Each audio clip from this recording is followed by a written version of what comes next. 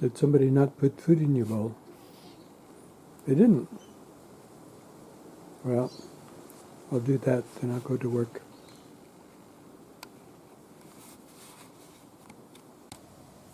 This is going to take 2 flat discs, 19 millimeters in diameter. I'm going to use 0.5 thick material. One I'm going to dome, and when you make a hemisphere, a true hemisphere is, the height is half of the width. So if I have a 10 millimeter width, I'll have a 5 millimeter height. And that way, if we make 2 of them, we make a perfect circle. For this ring, I'm just going to do 1. And then I'm going to put it on top of the flat disc. So I have a hemisphere. So when you're making a hemisphere, you want to make sure the disc fits in the doming block. If it's sitting up on top of this recession, it'll put a mark in the outside. So we want to make sure that it fits in. And we want to make sure that our doming punch is small enough that it doesn't hit the edge of this, and there's room for this.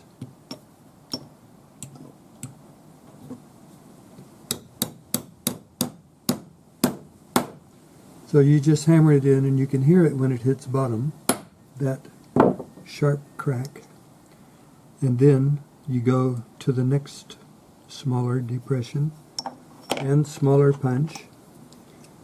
Each time make sure that your punch fits in so that you don't end up marring, putting a mark in it. And if you haven't already, anneal this. If you get about halfway through, it will work harden it, and if you don't anneal it, you won't be able to continue forming it. So just keep going smaller and smaller, always making sure that the metal fits in a depression each time, otherwise it'll put a really ugly mark on the outside. When you get your hemisphere, sand or file the bottom flat. I usually just hold it on the file if it's small enough and run it back and forth. This will get hot really quickly, so don't go too fast. Be patient.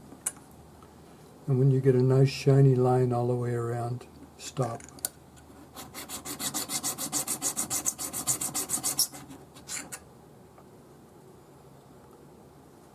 And that part's done. So now we need to make our ring shank and put a bezel on the base for this. Pardon me.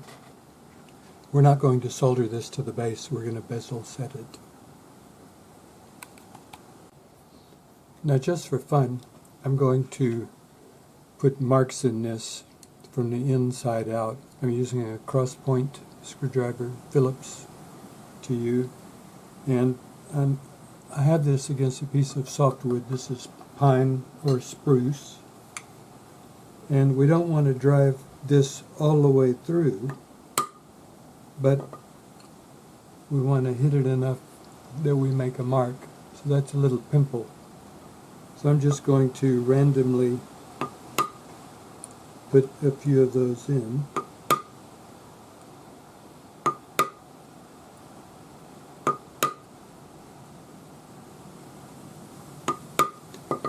When you hit it against the wood will give and let those marks show. If you hit that against a piece of steel, it will just thin the metal, and more often than not it'll make a hole. So we want the pimples, but we don't want holes. So make as many as you like, or as few.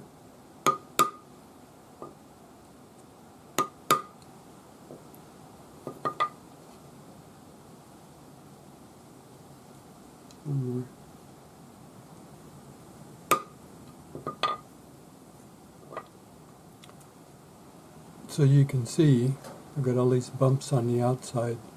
Bumps on the inside, it doesn't matter because those will be hidden. So I guess we could call this my pimple ring instead of the solstice ring.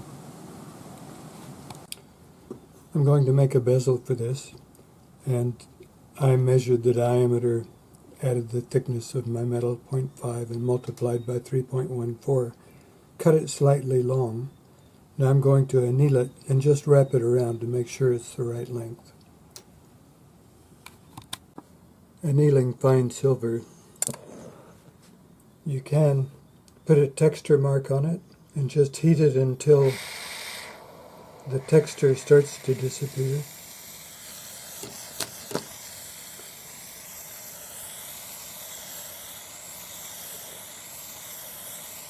That took 4 seconds.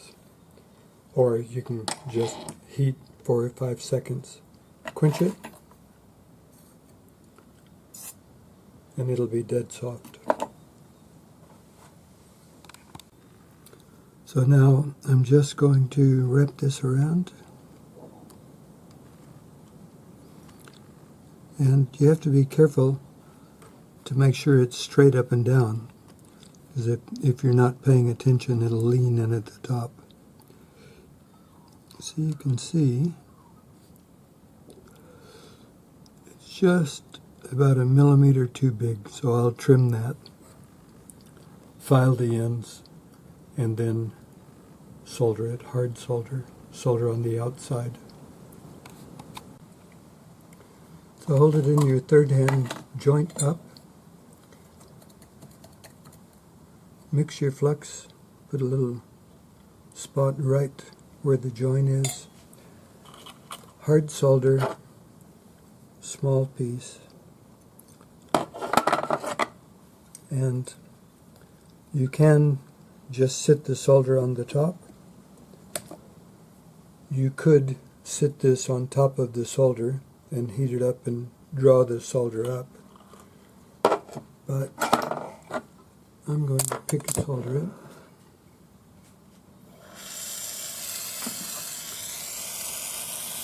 So pick up your solder,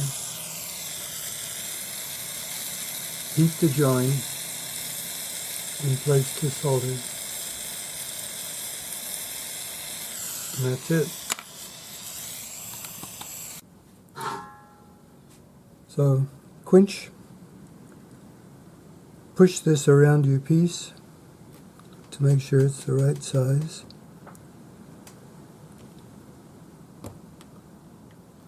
Lovely. Now sand the end flat, and once you have that done, push it back around the piece, make sure it's the correct size, then place it on your base. This base is 0.9 thick sterling. The bezel is fine silver, and then we'll solder that.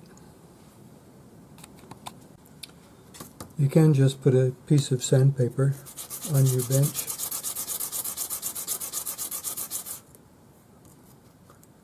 Make sure that you see a nice dull line all the way around. That'll tell you that you've gotten it completely flat. And the reason you want to go back around your piece is to make sure that you haven't deformed this. So we want to make sure it still fits perfectly, which it does, and we just push that right on through, sit that on our metal, flux it, and place our solder pallions or chips or pieces on the inside. And I'm just going to put this on a charcoal block. So just run your flux brush around the inside, that's all that's necessary. And once again, hard solder.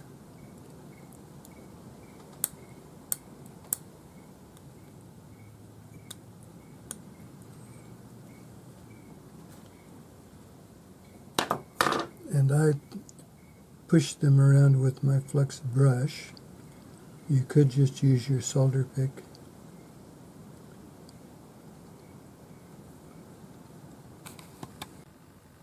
So a neutral flame, or if you just have acetylene air or LPG air, a flame, it's neutral by definition. So we're just going to warm this up until we dry out the flux. Just circling the whole thing. And the flux will bubble and push your solder chips away. Keep the piece warm. You can push the chips back where they belong. If you let it cool off, the flux just acts like glue and you can't push the stuff around.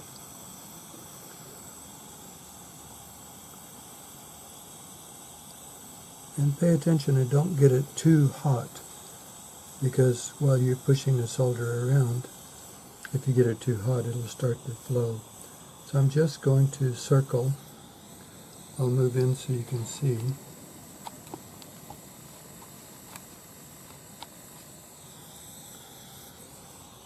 So I'm just circling inside, outside, inside, outside. We don't want to get the top of the bezel hotter than the base. If we do, then the solder will just jump up the side. So we want the base slightly hotter than the bezel so that when the solder flows, it'll flow down on the flat part. So the flux is clear and the solder should flow like that. And just have a look at the outside, make sure it flows all the way around. Beauty. Quench it and pickle it. Make your ring shank, and if you use one of these old ring clamps, put it in the flat end, and it's quite easy to file it flat. Number 2 cut flat hand file, and I file them both at the same time.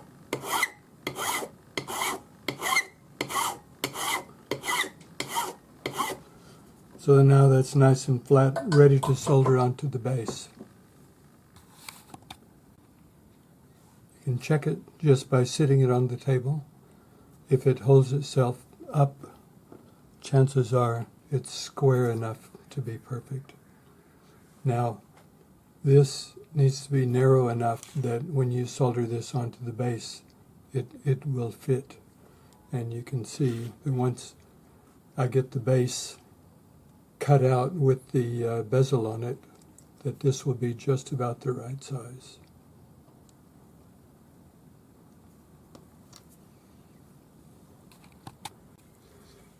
Take your bezel and base out of the pickle. Have a really good look. Make sure you can see the curve of the solder. Now we're going to trim the base right up to the bezel. You can saw this, stay about 1/2 mil away. If you have a nice sharp set of shears, you can use the shears, and just make sure that this side is flat. Yeah. So if you had one that this was on the other side, it would just bend your bezel. But with this, as you can see,